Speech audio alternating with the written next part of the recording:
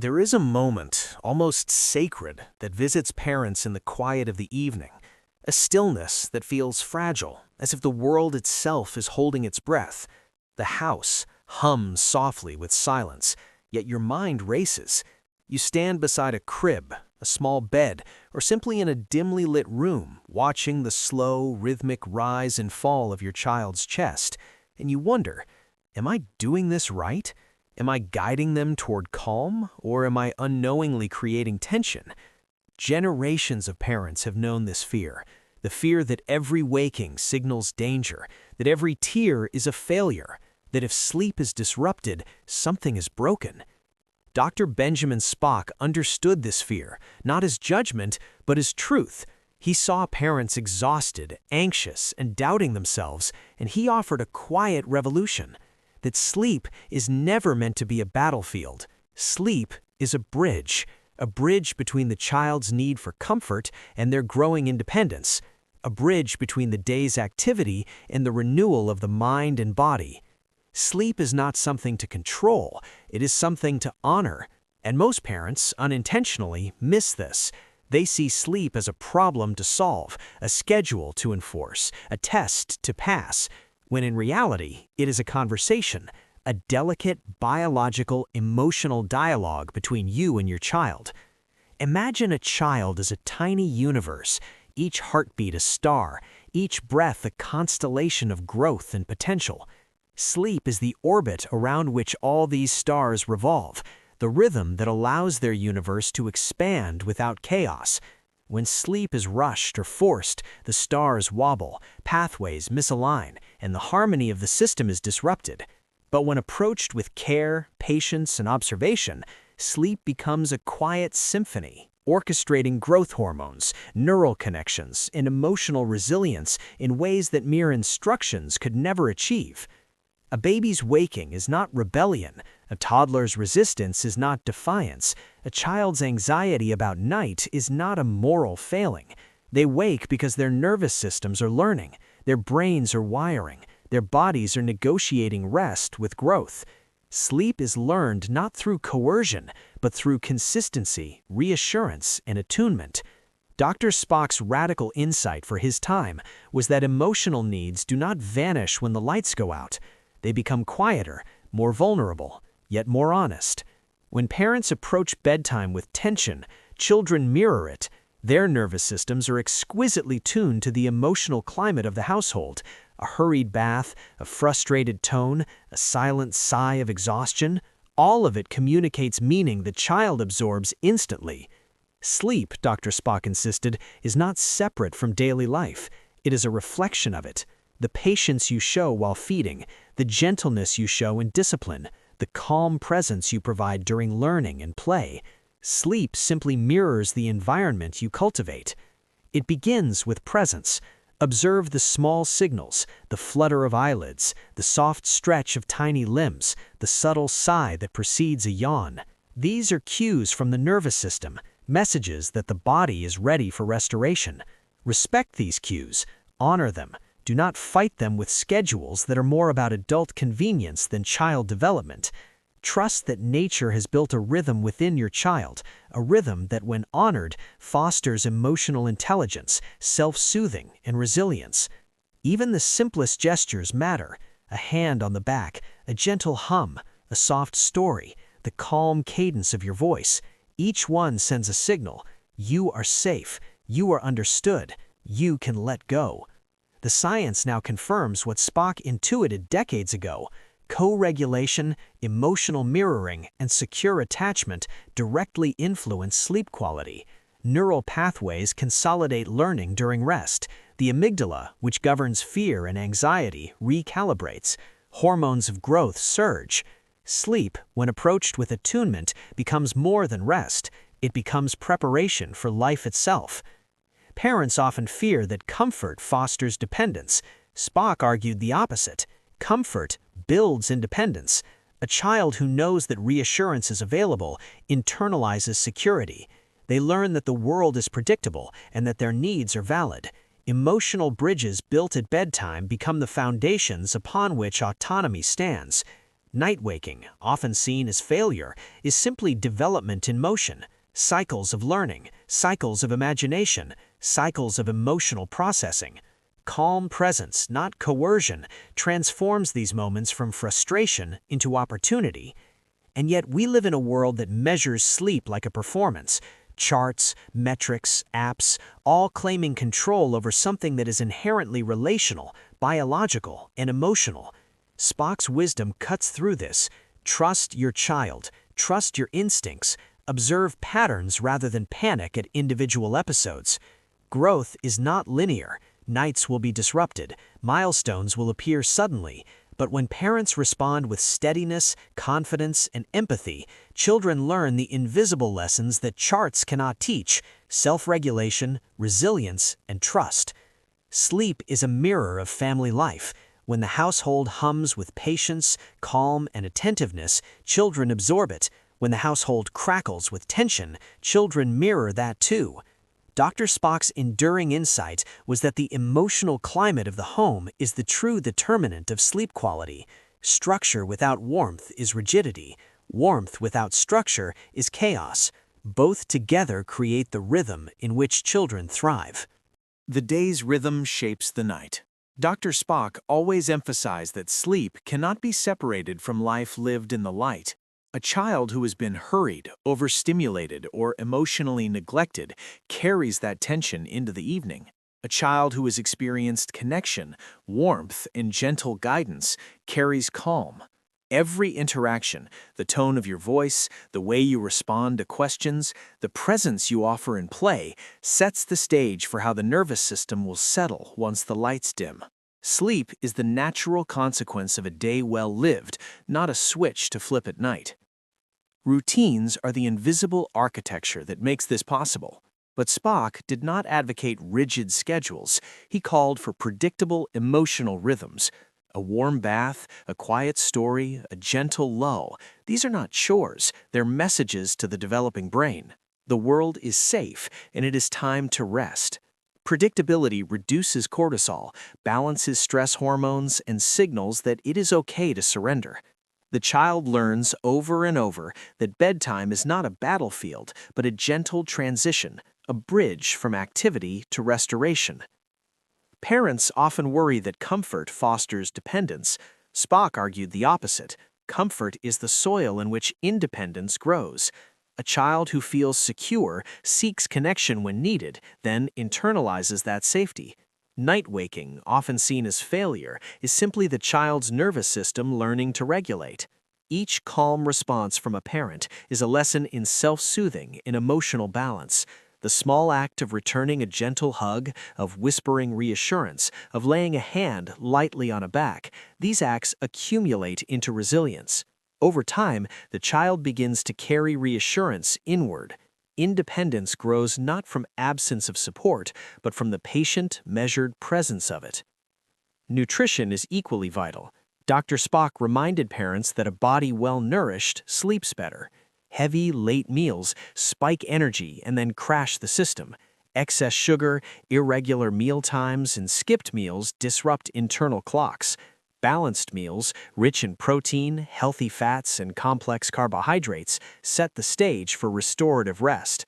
Hydration stabilizes mood and energy, preparing the body for night. And physical activity during the day is not optional.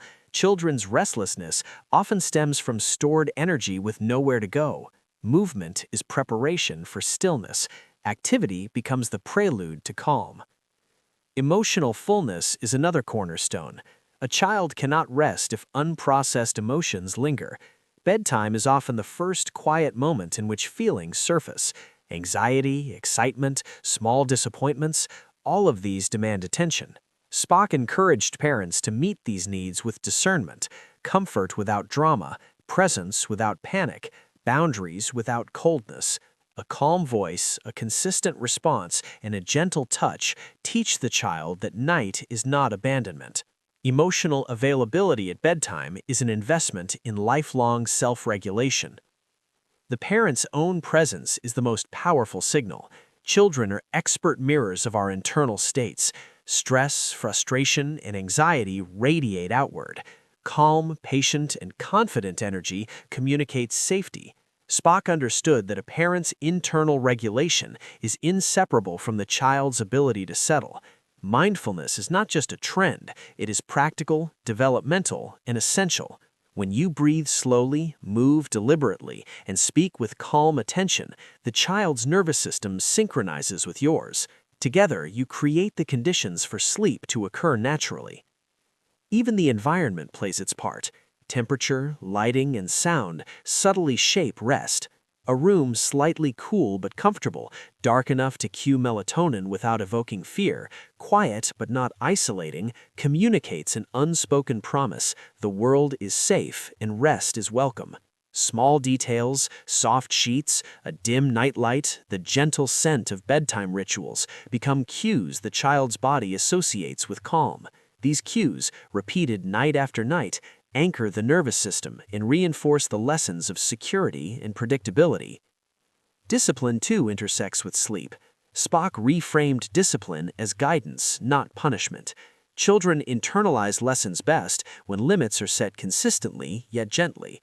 A calm, reasoned response to misbehavior teaches that rules exist not to oppress, but to provide security.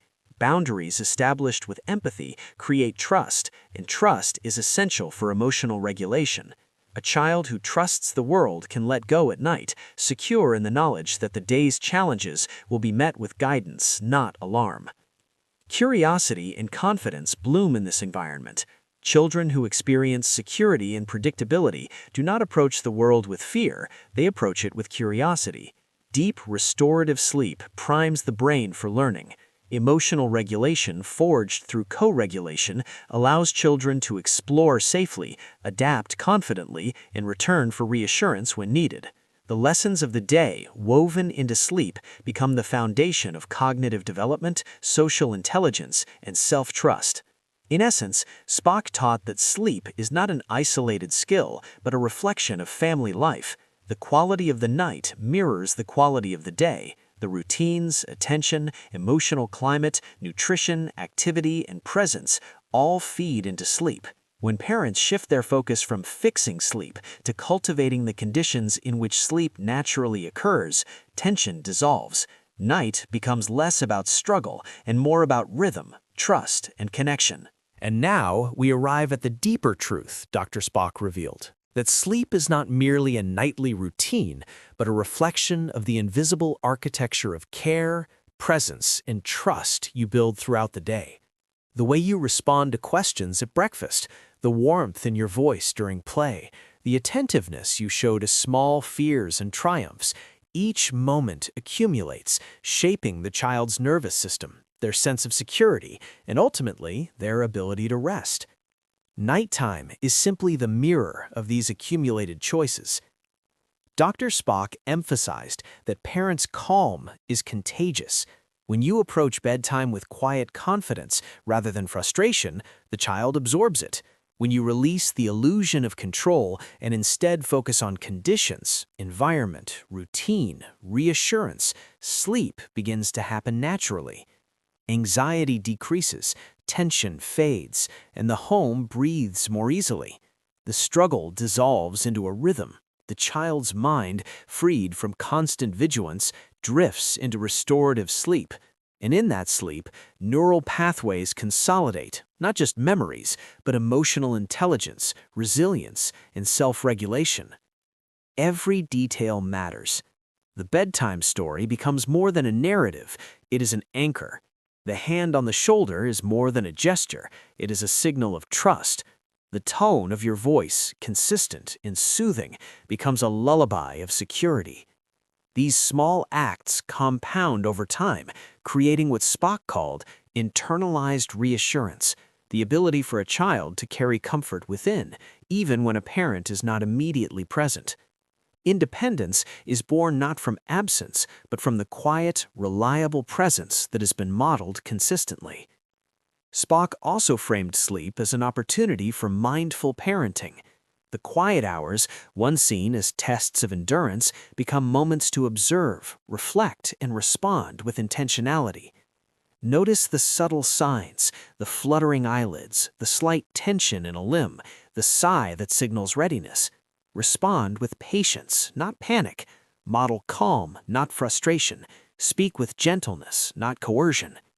The child's nervous system mirrors yours. Your presence is the rhythm they follow. He reminded parents that difficulty is not failure. A night of waking, a toddler who resists, a child plagued by dreams, these are not moral tests, they are developmental milestones. Phases, by definition, pass. What endures is the emotional memory of how they were met. Were they met with panic, frustration, and rigid rules, or with calm, reassurance, and gentle guidance?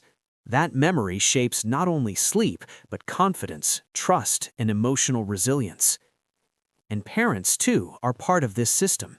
Spock never ignored the emotional toll of caregiving.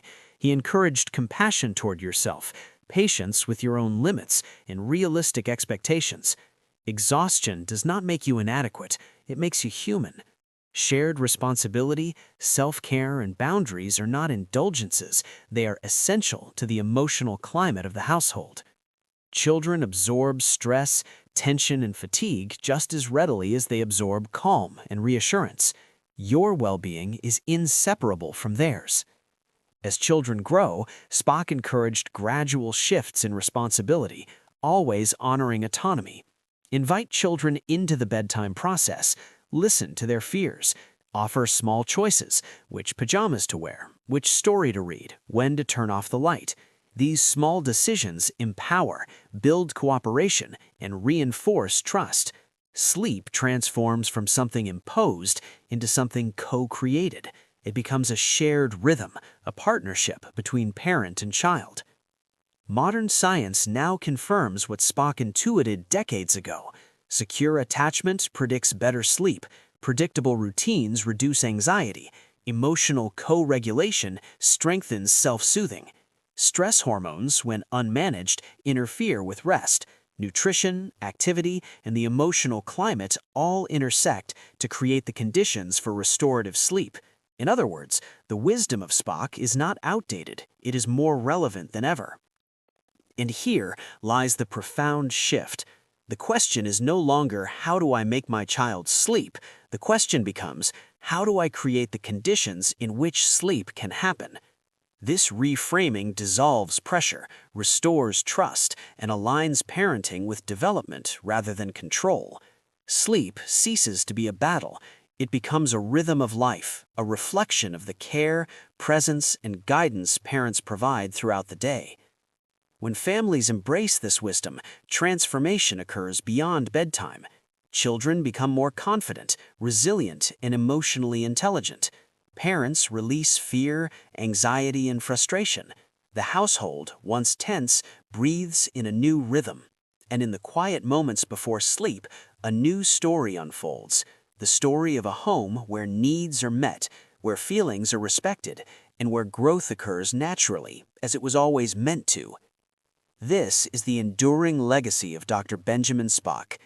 His guidance does not demand perfection, it does not promise ease, but it offers understanding, trust, and a roadmap grounded in love, science, and human insight.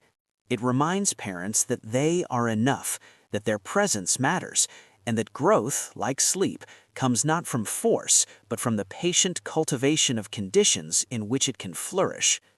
So, as you stand beside a crib, a bed, or simply in the quiet of your home, remember this: you are not controlling sleep, you are crafting the environment, nurturing the rhythms, modeling calm, and embedding reassurance.